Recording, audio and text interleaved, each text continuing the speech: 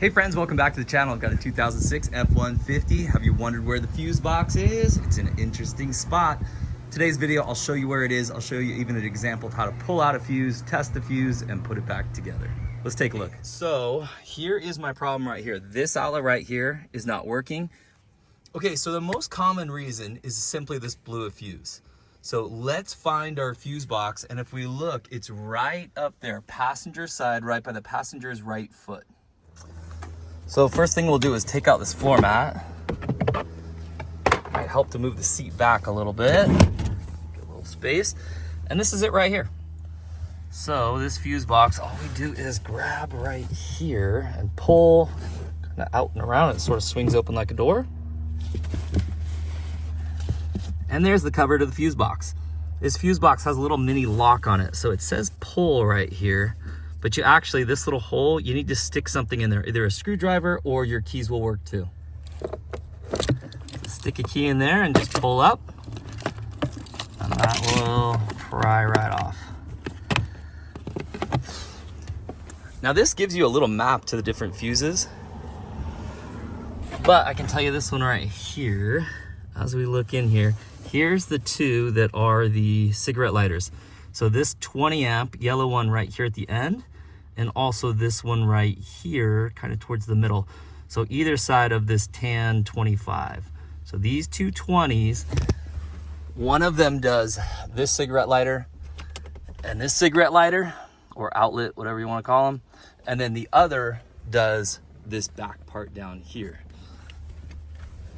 And if I'm correct, this one closest to me, my finger is on, that's gonna be the back seat. And this one over here is gonna be the front seat. So let's pull out those fuses and take a look. Check this out. If you go back to the cover, flip it over, this little tool right here you can pull out is designed to pull the fuses. Now, if you'd rather, I find it easier to just use needle nose pliers like these ones right here, but you can actually use that fuse puller to help you out. Let's go ahead, let's pull both these fuses.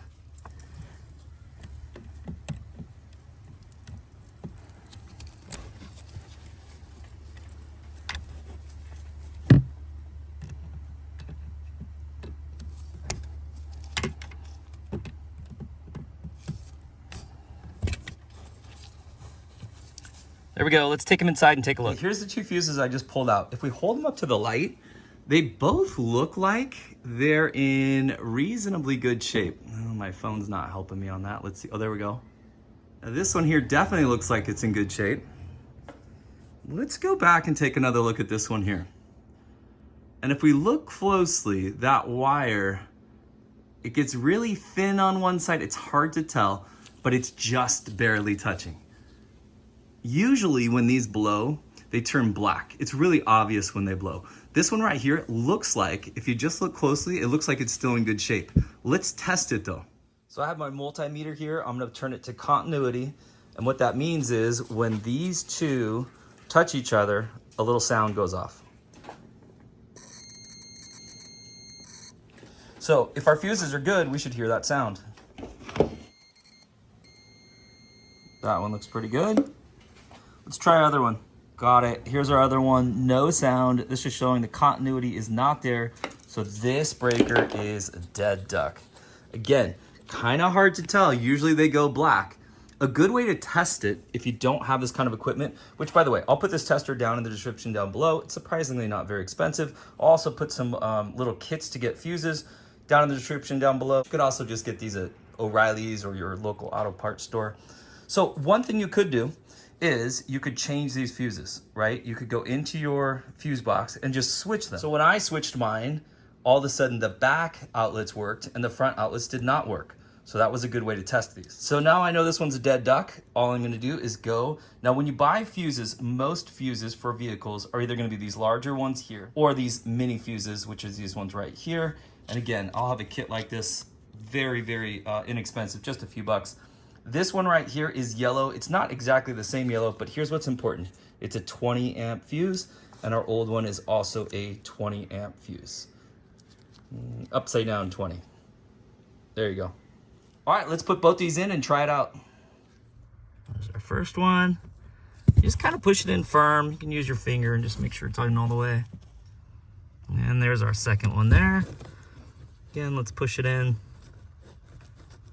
Make sure they're all the way in. So again, it's not quite as yellow, but look, it's a 20, and that other one is a 20, and they're the same size, physical size too. On my front lighter, see that little white light right there? That indicates it's on. I'll pull it, and then see when we push it back in, that white turns on. Let's check out the back seat.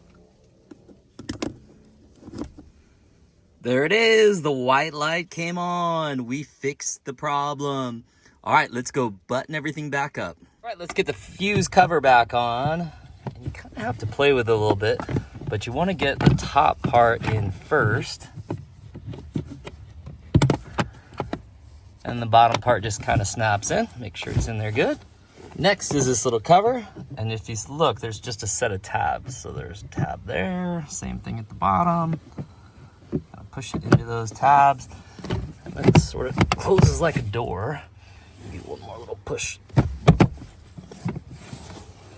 There you go, simple as that. Put this guy back in, and we're all set to go. Hey friends, I hope today's video helped you out. If it did, give it a thumbs up, subscribe to the channel, and we'll see you next time.